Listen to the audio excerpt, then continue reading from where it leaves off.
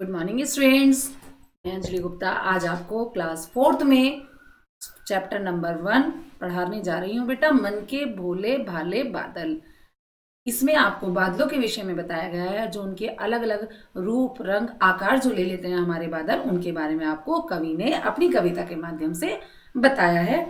इसके कवि कौन है, जिन्होंने लेखक कौन है इसके? कल्पनाथ सिंह। ठीक है बेटा, चलिए अब मैं आपको पहले रीडिंग कराऊंगी इसकी, और उसके बाद मैं इसका आपको भावार्थ बताऊंगी।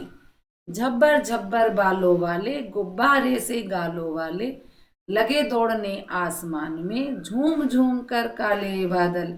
बेटा देखो, आपको इसके साथ इसकी फोटो भी दिखाई जा रही है। देखिए, फोटो भी है आपके, आप इन पे शेप भी देख सकते हैं किस शेप में है ये।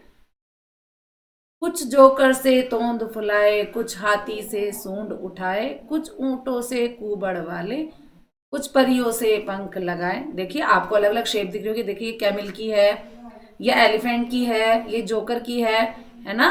तो देखिए, ये परी की शेप है यहाँ पर। तो आपको दिख रहा होगा, जैसे जैसे कवि ने यहाँ लिखा है उसी तरह से।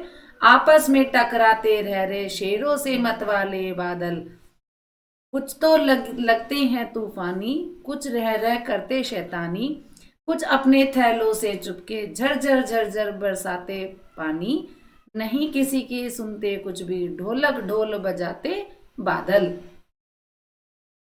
रह रह रह रह कर छत पर आ जाते, फिर चुपके ऊपर उड़ जाते, कभी कभी जिद्दी बन करके बाढ़ नदी तालों में लाते, फिर भी लगते बहुत भले हैं मन के भोले भाले बादल।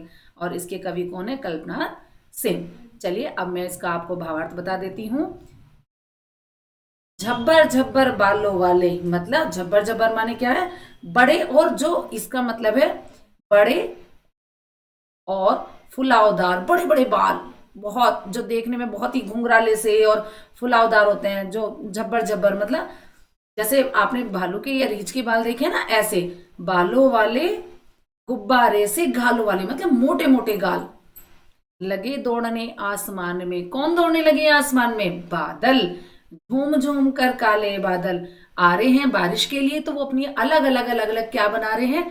आकृति बना रहे हैं, आकार ले रहे हैं। और कुछ जोकर सी तोंद तोंद फुलाए, और कुछ क्या है, कुछ बादल अपने ऐसा आकार ले लेते हैं जैसे जोकर अपनी तोंद फुलाता है और हमें हंसाता है।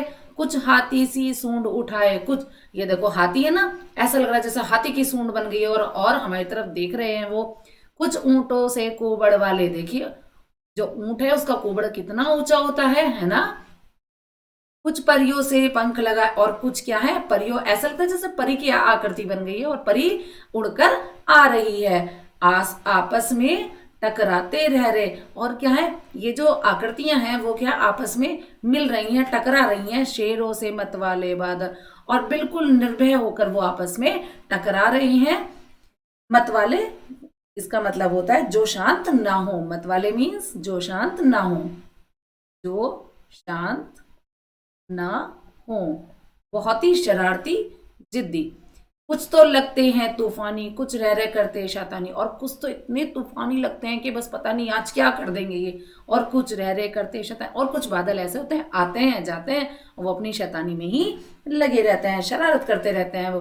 कुछ अपने थैलों से चुपके झरझर बरसाते पानी, कुछ अपने थैलों में छिप करके क्या करते हैं? पानी को बरसा देते हैं। नहीं किसी की सुनते कुछ भी, ढोलक ढोल बजाते बादल। और क्या है, वो सुनते नहीं है किसी की, वो क्या अपनी मनमानी करते रहते हैं। और ऐसा लगता है जैसे बादल आते हैं, और ऐसा लगता है जैसे आपने गड़गड़ की आवाज भी सुनी होगी ना, जब बारिश आने वाली होती है तो ऐसा लगता है ढोलक और ढोल बजाते हुए आ रहे हैं ये बादल। रह रह कर छत पर आ जाते, और ढोल और बजाते या ढोलक बजाते हुए क्या करते हैं, वो छत पर आ जाते हैं, फिर चुपके ऊपर उड़ जाते। और क्या है, कभी आ जाते हैं और कभी क्या है वो चले जाते हैं, क्योंकि उनके मन में क्या है, शरारत भरी हुई है। कभी कभी जिद्दी बन करके बाढ़ नदी नालों में लाते, क्या करते हैं, इतना पानी बरसा देते हैं, जिद्दी बनकर क्या करते हैं कि आज हमें बहुत पानी बरसाना है, तो नदियां हैं, नाले हैं, उनमें क्या जाती है, बाढ़ आ जाती है, क्योंकि उन्होंने जिद पकड़ी हुई है आज। फिर भी लगते बहुत भले हैं मन के भोले भाले बादल, लगता है, लेकिन ये इतनी शैतानी करने के बाद भी हमें क्या लगते हैं, बहुत ही भले लगते हैं। और क्या है, मन मन के भोले भाले बादल, और फिर भी ये मन से बहुत ही भोले भाले बादल कहलाते हैं। तो इस कविता में बेटा आपने देखा होगा कि बादलों के विषय में आपको अच्छे से बताया गया है। वो उनकी अलग अलग आकृति होती है, इसका कोई अपना एक आकार नहीं होता बादलों का। कभी कैसे आकृति बना लेते हैं, कभी कैसे आकार में आ जाते हैं, कभी कभी बहुत काला हो जाता है बादल, और कभी इतना गोरा चमकीला लगता है, बहुत सुंदर हो जाता है। और आपने देखा होगा जब सूर्य निकलता है और जब हमारा सूर्य छिपता है, तो भी आपने आसमान में देखा होगा कि कलर कैसा हो जाता है, लाल लाल और येलो येलो सा हो जाता है ना हमारा। हाँ बेटा, तो इस कविता के माध्यम से आपको बादलों के बारे में बताया गया है, और इसके नोट्स आपको इस कविता के बाद आपको सेंड किए जाएंगे। आपको ये कविता बहुत ही अच्छे से पढ़नी भी है, सुननी भी है, और उसका कार्य भी आपको बहुत अच्छे से करना है बेटा। अब ये पोएम आपको लर्न करनी है, 8 लाइन्स की पोएम, ये याद करनी है, ठीक है। यहाँ लिख देती हूँ मैं, याद करनी है। अब बेटा आपसे आशा है कि आप अपना कार्य भी बहुत ही ध्यानपूर्वक करेंगे। धन्यवाद।